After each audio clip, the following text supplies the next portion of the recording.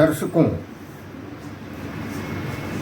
मैंने आज पंकज त्रिपाठी का एक वीडियो देखा। बहुत आक्रामक होकर के बोल रहा था।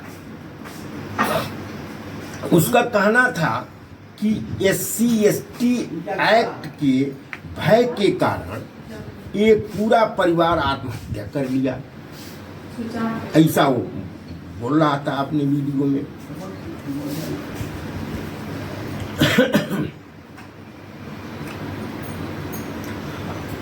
कुछ अपने को अम्बेडकरवादी कहने वाले नौजवान उस पर दुख नहीं व्यक्त कर रहे थे, यानी उस परिवार की आत्महत्या पर दुख नहीं व्यक्त कर रहे थे, यानी वे संविधानवादी नहीं है, ऐसा कहना है एडवोकेट पंकज त्रिपाठी का। तो मैं कहना चाहता हूं, अरे पंकज त्रिपाठी, कोई व्यक्ति या परिवार आत्महत्या कर ले तो इसमें SC/ST का एक्ट का क्या दोष है? उसमें SC/ST एक्ट का क्या दोष है? जाहिर है कि वे दोषी रहे होंगे। आत्महत्या कर लेने से उन्हें निरपराध थोड़े ही कहा जाएगा। आत्महत्या कर लिए तो उनको ये थोड़ा कह दिया जाएगा कोई निरपराध थे। न ही उनका महिमा मंडन किया जाएगा।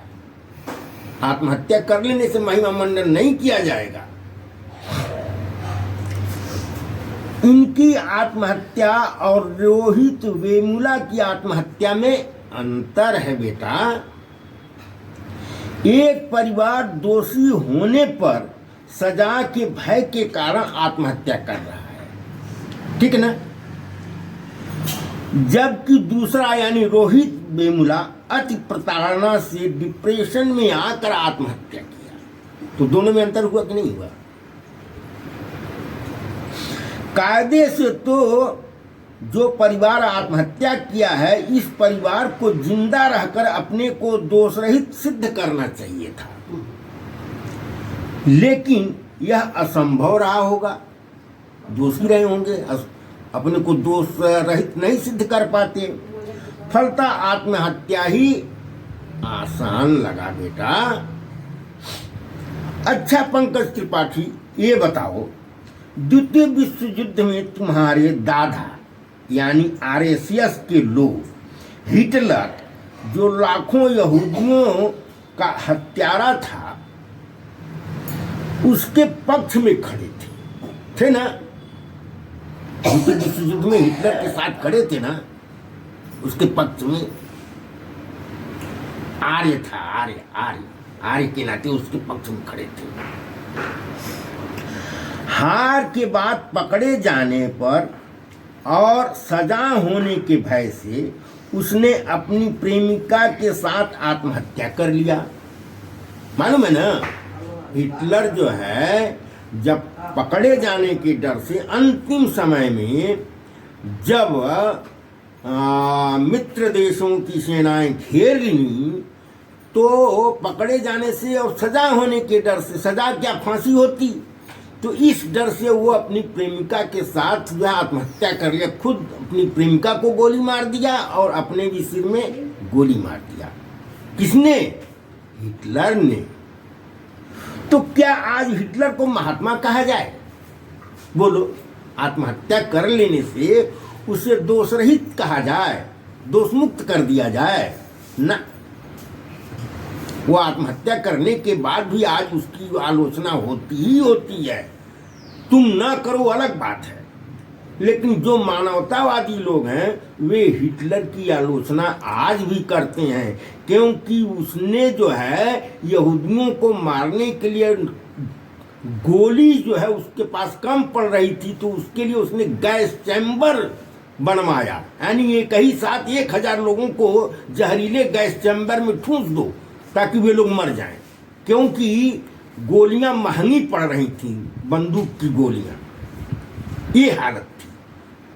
तो आज भी हम जो है हिटलर को महिमा मंडित नहीं करेंगे। तुम करना हो तो करो बेटा, हम नहीं करेंगे। आत्महत्या कर लेने से उसका महिमा मंडन नहीं हो सकता।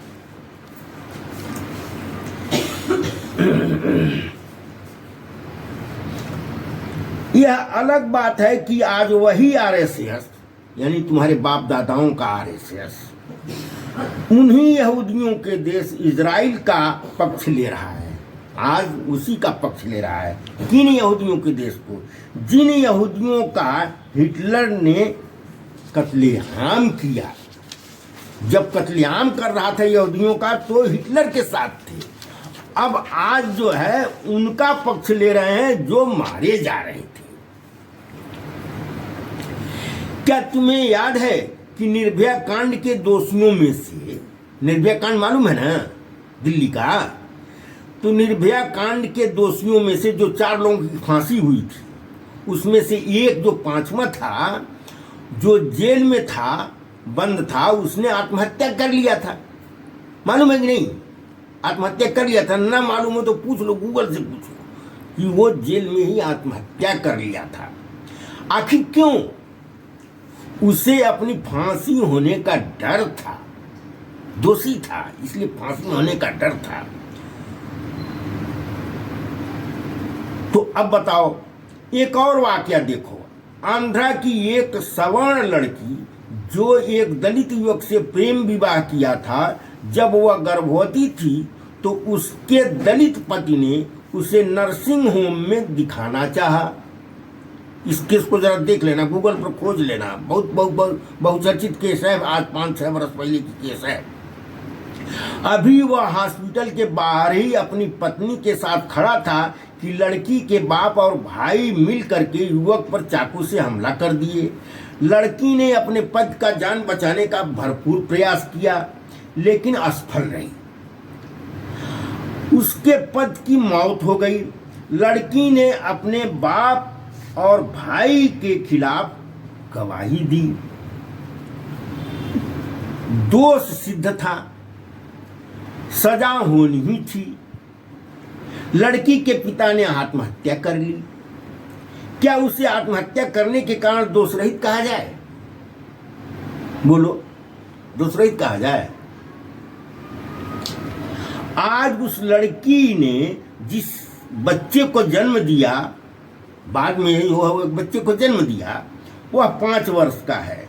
क्या तुम भाजपा, आज 5 वर्ष का है, क्या तुम भाजपा के तत्कालीन उपाध्यक्ष, जो आज जो है परिवहन मंत्री है दयाशंकर सिंह, जिसने बहन मायावती को गंदी गंदी गालियां दी थी, उसे उचित मानते हो? अगर उस पर SC/ST एक्ट लगा तो गलत था, नहीं ना? इसी अभी पिछले साल एक ब्राह्मण लड़की ने बहन मायावती को जब भद्दी भद्दी गालियां दी थी, तो तुम भी तो उसके खिलाफ एक्शन लेने के समर्थन में थे। कहे थे ना कि उसको, बहन मायावती को गंदी गंदी गालियां नहीं देना चाहिए था। इसके खिलाफ, भले वो ब्राह्मण लड़की है, उसके खिलाफ जो है एक्शन होना चाहिए। ये तो तुम्ही ने कहा था ना। आज क्यों बदल रहे हो? ये तो मेरी समझ में नहीं आ रहा है कि 1 वर्ष के अंदर क्या 1 वर्ष नहीं, अभी जो है मुश्किल से जो है 3 महीने की, जब से UGC आया तब से तुम बदल गए हो।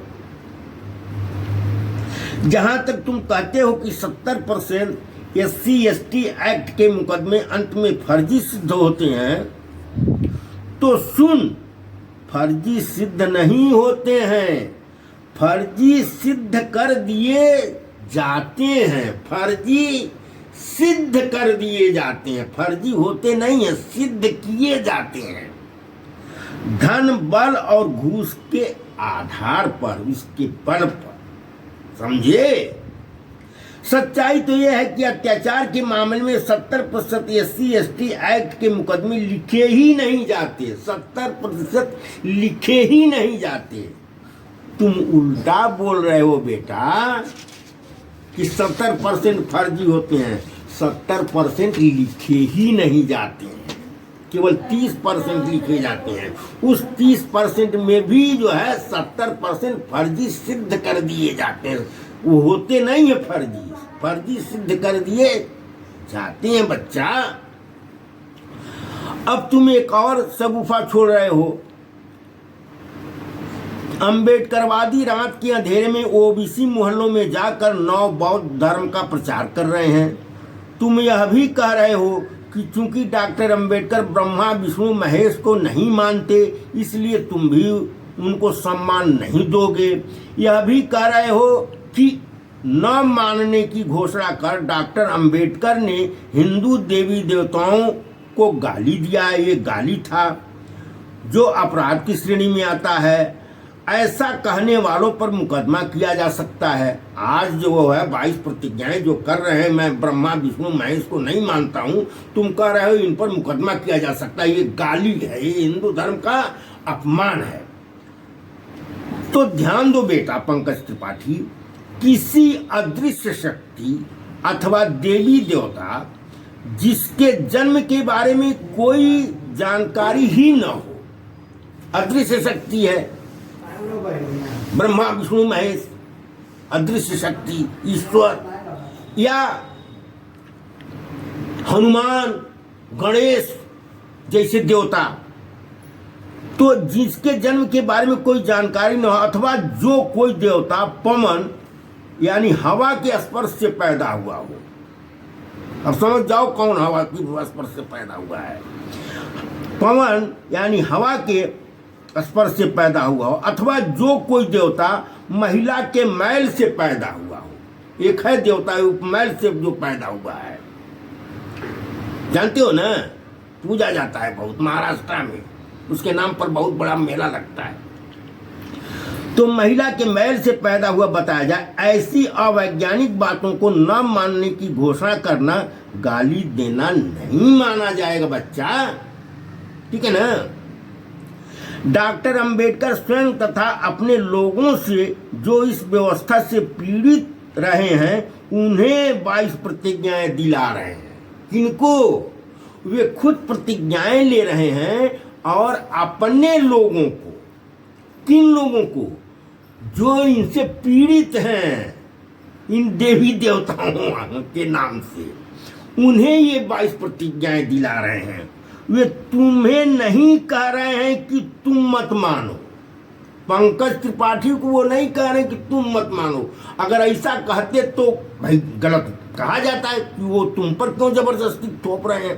वो तुमको नहीं कह रहे हैं, वो अपने और अपने लोगों से कह रहे हैं 22 प्रतिज्ञा कराकर कि अब हम आज से जो मानते रहे, जो गलतफहमी में थे, जिनके कारण, जिनके नाम पर हमारा शोषण हो रहा था, आज से हम उन पर विश्वास नहीं करेंगे ताकि हम शोषण मुक्त हों। ये कह रहे हैं, वो गाली नहीं दे रहे हैं बेटा, क्योंकि वे जानते थे कि इन देवताओं को मानने से किसका फायदा है और किसका नुकसान। जिसका फायदा होगा वह तो यह जानते हुए भी कि यह फ्रॉड है, फिर भी उसके समाज या उसका फायदा है तो मांगेगा ही, जैसा तुम मान रहे हो। तुम्हें भी मालूम है कि ये सब फर्जी है, ब्रह्मा विष्णु महेश गणेश ये सब फ्रॉड हैं। मेरे से कोई पैदा होगा? हैं? बताओ। लेकिन नहीं मान रहे हो, क्योंकि इसी के नाम पर तुम्हारे लोग जो करोड़ों करोड़ों रुपया कमा रहे हैं बेटा, बड़े बड़े मंदिर बने हुए हैं। हाँ, वे उन लोगों से कह रहे हैं जिनका शोषण इन देवताओं के नाम पर किया जा रहा है। तुम्हारे जैसे कुछ जातिवादी कहते हैं कि ऐसे ही घोषणा वे अल्लाह के नाम पर कह करके दिखाना है, यानी मैं अल्लाह को नहीं मानता हूँ, या कुरान की बुराई करके दिखाना। तो बेटा ये बताओ, अल्लाह अथवा कुरान ने दलितों का क्या बिगाड़ा है? अल्लाह अथवा कुरान के नाम पर तो इनका शोषण हुआ नहीं, इनका अत्याचार हुआ नहीं। क्या बिगाड़ा है कि वे उसकी बुराई करा? अल्लाह तथा कुरान के नाम पर तो उनका शोषण होता ही नहीं है, अत्याचार। यानी दलितों पर जो अत्याचार होता है वह अल्लाह और कुरान के नाम पर तो होता ही नहीं है। तो फिर ये जबरदस्ती अल्लाह और कुरान का जो है विरोध क्यों करने जाए? तुम कहते हो उसका विरोध करें, क्यों उसका विरोध करें भाई? उससे इनका क्या लेना देना? जिससे वे पीड़ित हैं उसका न विरोध करेंगे भाई। अल्लाह के नाम पर तो इनका शोषण हो नहीं रहा है? अल्लाह ने तो वर्ण व्यवस्था बनाया नहीं है, अल्लाह तो कुरान ने बनाया है वर्ण व्यवस्था। तो उनको ये क्यों जो है उनकी बुराई करेंगे? उसमें क्या है वो जाने। जहां से ये पीड़ित हैं उसकी बुराई करेंगे जी। तुम किस दुनिया में जी रहे हो? तो फिर अल्लाह और कुरान के विरोध का प्रश्न ही नहीं उठता बेटा।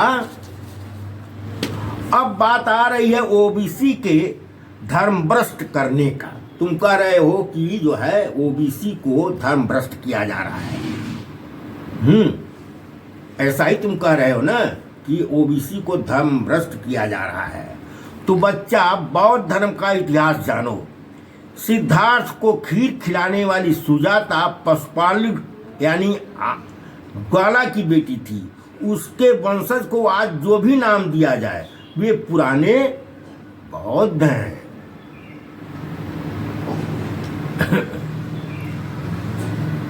जरा तुम स्वामी प्रसाद मौर्य द्वारा इसका खंडन करा करके देखो। बौद्ध धर्म का खंडन कराओ ना स्वामी प्रसाद मौर्य से, जो कहते हैं हम जो बौद्ध सम्राट अशोक के वंशज हैं। सम्राट अशोक कौन थे? हैं महान बौद्ध सम्राट।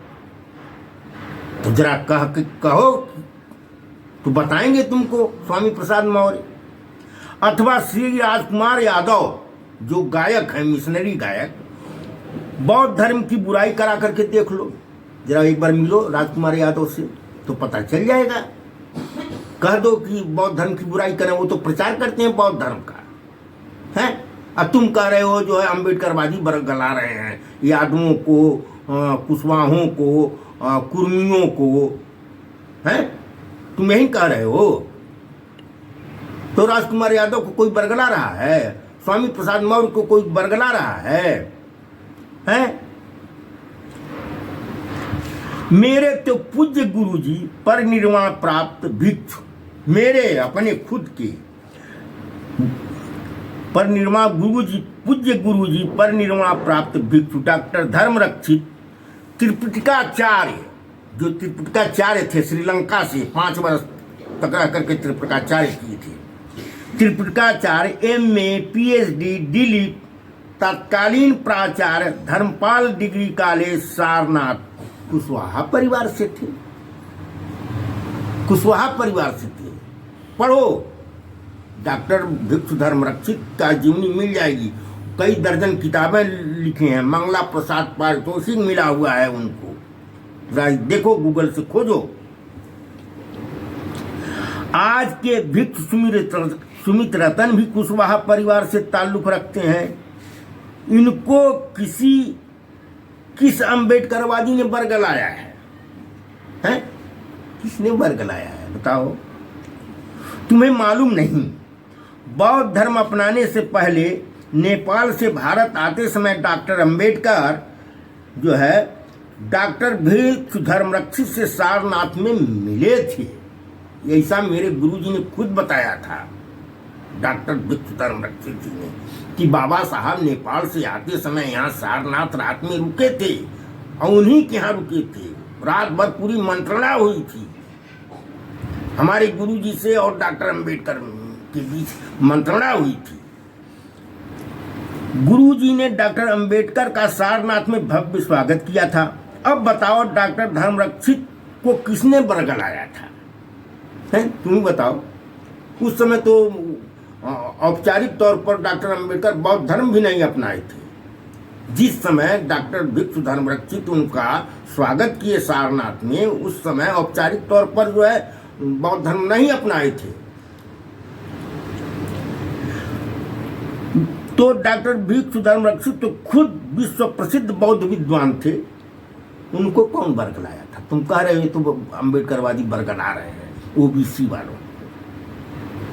इसी प्रकार तुम ओबीसी की कुर्मी समाज को कहते हो, तो याद रखो बुद्ध काल से ही मल्ल अथवा सैंथवार, जिन्हें आज कुर्मी कहा जा रहा है, वे बौद्ध धर्म के संरक्षक रहे हैं।